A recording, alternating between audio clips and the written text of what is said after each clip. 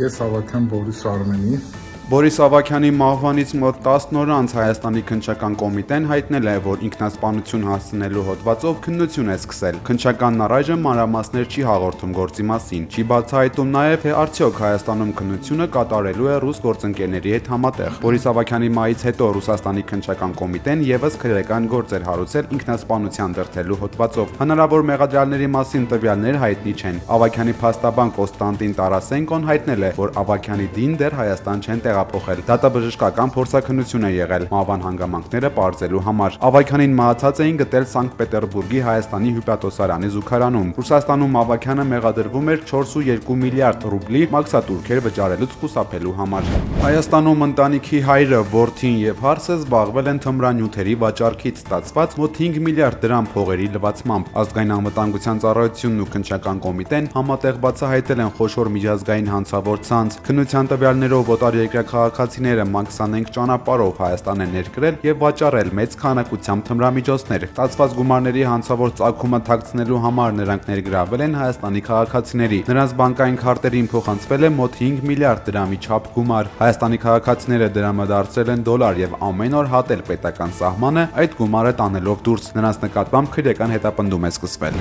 Երևանում Հնդկաստանի 4 քաղաքացի մարմնական վնասվածքներով տեղափոխվել է հիվանդանոց, երկուսը ծայրահեղ ծանր վիճակում, մյուս երկուսը միջին ծանրության։ Վիրավորներին վիրահատել են։ Նրանց հիվանդանոց են հասցրել քաղաքացիները Ազատության պողոտայից։ Ոստիկանները գնացել են դեպքի վայր, հյուրանոցային համալիր հիշեցնող շինության ներսում եւ դրսում հայտնաբերել առնանման հետքեր։ Դեպքի առթիվ նախաձեռնվել է քրեական վարույթ։ Իրավապահները պարզել են, որ այդ հաստատությունում 25-ից ավելի Հնդկաստանի քաղաքացիներ են բնակվում, տեղեկությունը հայտնել է ֆոտոլրագրող Գագիկ Շամշյանը։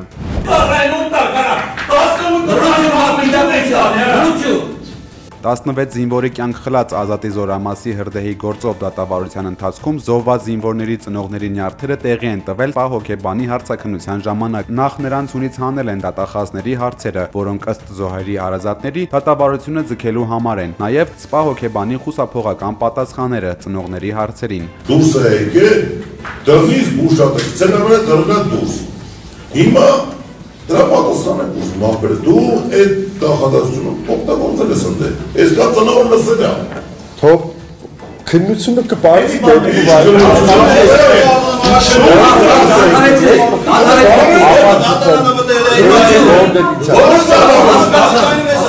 Հարգելի ներկաներ, Հայաստանի եւ Ադրբեջանի տարածքային ենթակառուցվածքների բացումը տեղի կունենա առաջիկայում, վստահ է Հայաստանի վարչապետը եւ կարծում է նոր հնարավորություններ են բացվելու մեր երկրի համար։ Հայաստանի հանքարդյունաբերություն 2025 ֆորումի մասնակիցների արչեւ ելույթ ունենալիս Նիկոլ Փաշինյանը նաեւ ասել է, որ Արաքսի ափից ավազի արդյունահանումը Հայաստանի տարածքային ամբողջականության խախտում է ըստ էության։ Տարածքային ամբողջականության խախտման խնդիրների հետ ենք առաջվում, եւ որ պարզվում է Արաքս գետից մենք ավազ արդյունահանելով մեր երկրի տարածքն ենք կրճատում։ Մինչև 2038 թվականը Հայաստանում շատ քիչ հանքարդյունաբերողներ կմնան, կանխատեսել է Զանգեզուրի պղնձամոլիբդենային կոմբինատի գլխավոր տնօրեն Ռոման Խուդիլինը Հայաստանի հանքարդյունաբերություն 2025 ֆորումի ժամանակ։ 2038 թվականին 2038 թվականին քչերն են մնալու, մնացածը արդեն կվերջացնեն նրանց աշխատանքը։ Այս եթե որևէ բան չկատարվի, այս սեկտորը կավարտվի, որովհետև վերջին 10 տարվա մեջ որևէ նոր պաշար չի ներմուծվել, որևէ նոր կառույց, որևէ նոր ձեռնարկատիրություն, նույնիսկ Հայաստանի մակարդակով միջին չի բացահայտվել եւ չի թողարկվել։ Դա շատ լուրջ մարտահրավեր է։ Հայաստանը եւ Միացյալ Նահանգները պատրաստվում են ստեղծել համատեղ կոնսորցիում, որը կզբաղվի Հայաստանը եւ Ադրբեջանը կապող երկաթուղու կառուցմամբ եւ կդառնա դրա հիմնական օպերատորը, հայտնել է Հայաստանի արտգործնախարար Արարատ Միրզոյանը լեհական հեռուստաալիքի եթերում։ Այժմ ամերիկյան գործընկերների հետ քննարկում են նախագծի տեխնիկական լուծումներն ու մանրամասները։ Միրզոյանը պարզաբանել է, որ ստեղծվելիք կոնսորցիումն իր հերթին կարող է այլ ընկերությունների ներգրավել կոնկրետ աշխատանքներ կատարելու կամ ծառայություններ մատուցելու համար։ Միրզոյանը ասել է, որ Հայաստանի կառավարությունը խիստ շահագրգռված է հնարավորին շուտ վերագործարկել երկու երկրների միջև կապերը։ Մենք նույնպես կարող ենք օրինակ ուղարկել կամ ստանալ ապրանքներ օգտագործելով Ադրբեջանի Հանրապետության ենթակառուցվածքներն ու տարածքը, հավատացրել է Հայաստանի արտգործնախարար Արարատ Միրզոյանը։ Հայաստանում են ամերիկյան մաքսային եւ սահմանային պաշտպանության ծառայության ներկայացուցիչները։ Մինչև հոկտեմբերի 11-ը ամերիկացիները կաշխատեն Հայաստանի սահմանապահ ուժերի հետ, կգնահատեն կարողությունները, կբացահայտեն բարելավման կարիք ունեցող ուղղությունները։ Հայաստանում Միացյալ Նահանգների դեսպանատունը հայտնել է, որ մեթոդաբանությունը կօգնի ամրապնդել սահմանների անվտանգությունը, հստակեցնելով ռազմավարական ներդրումներ պահանջող ուղղությունները։ Սանկտ Պետերբուրգի կենտրոնում Porsche Cayenne մակնիշի մեքենան թռել է գետը, ուղևորուհին մահացել է։ Տեսախցիկները ֆիքսել են, թե ինչպես է մեքենան մեծ արագությամբ դուրս գալիս ճանապարհի երթևեկելի հատվածից եւ ընկնում գետը։ Փրկարարներն ու ջրասուզակները մեքենայից դուրս են բերել վարորդին եւ ուղևորուհուն։ Ցավոք կնոջ կյանքը փրկել չի հաջողվել։ Նա մահացել է մինչեւ շտապօգնության ժամանումը։ 36-ամյա վարորդը ալկոհոլի ազդեցության տակ է եղել։ Նրան տեղափոխել են հիվանդանոց, սակայն հրաժարվել է բժշկական փորձաքննություն անցնել։ Վարորդին ձերբակալել են։ Մոսկվան եւ Կիևը գերիների փոխանակում են արել բելարուսա-ուկրաինական սահմանին։ Փոխանակումը եղել է 185-185-ի դիմաց։ Ռուս գերիների մեջ նաեւ 20 քաղաքացիական կա։ Նրանք այժմ Բելարուսում են, հոգեբանական եւ բժշկական անհրաժեշտ օգնություն են ստանում։ У нас появилось много современных высокотехнологичных систем оружия.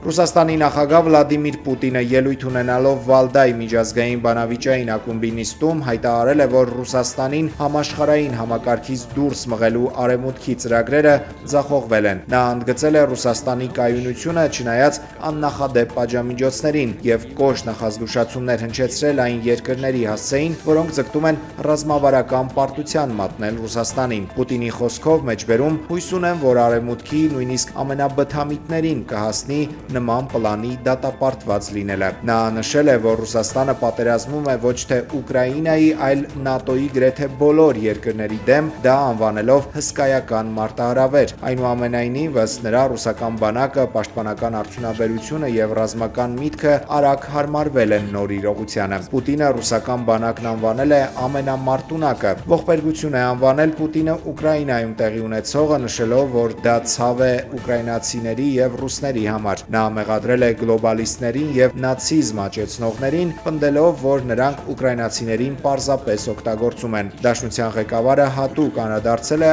ԱՄՆ-ի հետ հարաբերություններին, նախազգուշացրել, որ Կիևին ամերիկյան հեռահար հրթիռների հնարավոր փոխանցումը կնշանակի էսկալացիայի որակապես նոր փուլ, որը կվնասի ռուս-ամերիկյան հարաբերություններին։ Միևնույն ժամանակ Պուտինը վստահություն է հայտնել, որ դա մարտի դաշտում ոչինչ չի փոխի եւ ռուսական զինուժը կսովորի որսալ դրանք, ինչպես սովորել է խոցել ամերիկյան մյուս հրթիռները։ Չնայած առկա հակասություններին, Պուտինը հայտարարել է, որ Ռուսաստանը ձգտում է ԱՄՆ-ի հետ հարաբերությունների լիարժեք վերականգնման, նշելով, որ խոշոր տերությունների համար տարաձայնությունները նորմալ են եւ կարեւորն այն է, թե ինչպես են դրանք լուծվում։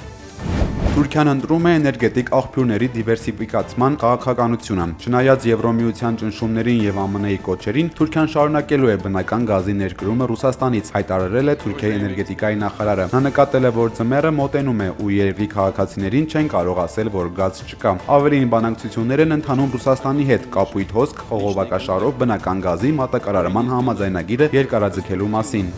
Եվրամիությունը նախատեսում է ԱԹՍ-ների պատ կառուցել կազմակերպության անդամ պետությունների երկինքն ավելի արդյունավետ պաշտպանելու համար։ Այն ենթադրում է պաշտպանության բազմաշերտ համակարգ հայտնաբերման ու խոցման ցանցերով։ Այն առաջին հերթին արևելյան Եվրոպայի երկրների անվտանգության համար է, սակայն պատի կառուցման ծախսերը պետք է հոգան Եվրամիության բոլոր անդամ պետությունները։ Սա ոչ բոլորի ցրտով է։ Իտալիա եւ Հունաստանի վարչապետերն ասել են, որ եվրոպական պաշտպանական ծրագրերը պետք է օգտակար լինեն միության բոլոր երկրների համար։ Սերբիայի նախագահ Ալեքսանդր Վուվիչը հայտարարել է, որ իր երկիրը չի միանա ԱԹՍ-ների պատի կառուցմանը։ Բոլորը պատրաստվում են պատերազմի, ոչ ոք չի ուզում լսել մյուսին, շեշտել է նա։ Գերմանիայի կանցլերը խիստ քննադատել է նախաձեռնությունը, ինչը դիվանագիտական աղբյուրները բնութագրել են որպես շատ կոշտ արձագանք։ Վերջին շաբաթներին եվրոպական երկրներում ավելի ու ավելի հաճախ են ահազանգեր հնչում անօթաչուների հայտնաբերման մասին։ Մյունխենի օդակայանը գիշերը մի քանի ժամ կաթվածահար է եղել, 17 չվերթ է չեղարկվել, 15 օդանավ չի կարողացել վայրը չկատարել։ Մոտ 3000 ուղևոր ժամեր շարունակ արգելափակված է մնացել օդակայանում, թե ինչ տեսակի եւ քանակի ԱԹՍ-ներ են եղել, պարզ չէ։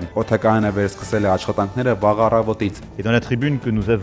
Եվրոպական միության եւ ՆԱՏՕ-ի անդամ երկրների օդային տարածքը խախտող անօթաչու թռչող սարքերն առանց նախազգուշացման կոչնչացվեն, հայտարարել է Ֆրանսիայի նախագահ Էմանուել Մակրոնը։ Քաղաքացիական եւ ռազմական ինքնաթիռների դեպքում ՆԱՏՕ-ն հարցը կկարգավորի առանձին ընթացակարգով։ Եվրոառաջնորդների մեղադրանքի սլակները ուղղվում են Ռուսաստանի կողմ։ Դրանց պատասխանել է Դաշնության նախագահը, երբ Վալդայի ակումբում նրան կեսկատակ հարցրել են, թե ինչու է անօթաչուներ ուղարկում Դանիա, Ֆրանսիա եւ այլ երկրներ։ Владимир Владимирович, а зачем вы в Данию столько дронов посылаете? Не буду больше. Վլադիմիր Վլադիմիրովիչ, իսկ ինչու եք Դանիա այդքան դրոններ ուղարկում։ Այնտեղ նրանց դա անհարմարություն է պատճառում։ Այլևս չեմ ուղարկի։ Պետք չէ, խնդրում եմ։ Էլ չեմ անի։ Այլևս չեմ ուղարկի ոչ Ֆրանսիա, ոչ Դանիա, ոչ Կոպենհագեն, էլ ուր են հասնում։ Լիսաբոն։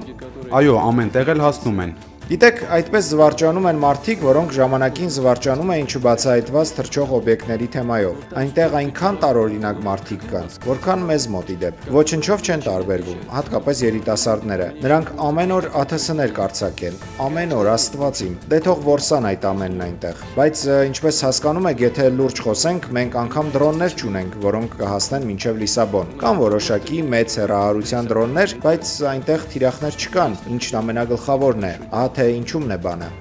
Целей там нету, что самое-то главное. Вот что вообще. Տելեգրամի հիմնադիր Պավել Դուրովը հեղափոխական քայլերի մասին է հայտարարել։ Նա Ղազախստանում արհեստական բանականության լաբորատորիա է հիմնում։ Ցանկանում է արհեստական բանականությունը հասանելի դարձնել 1 միլիարդ մարդու, որը կլինի ավելի հարմարավետ եւ թափանցիկ, ասել է Դուրովը։ Նոր տեխնոլոգիան համատեղելու է արհեստական բանականությունը եւ բլոկչեյնը, ինչը թույլ կտա, որ այդ համակարգի օգտագործողների տվյալների գաղտնիությունը երաշխավորվի գրեթե 100%-ով, շեշտել է Տելեգրամի հիմնադիրը։ Նախորդ տարի Տելեգրամը համագործակցել էր Ղազախստանի տվյալների կենտրոնի հետ, որի օգնությամբ հավելվածը սկսել է ավելի արագ աշխատել։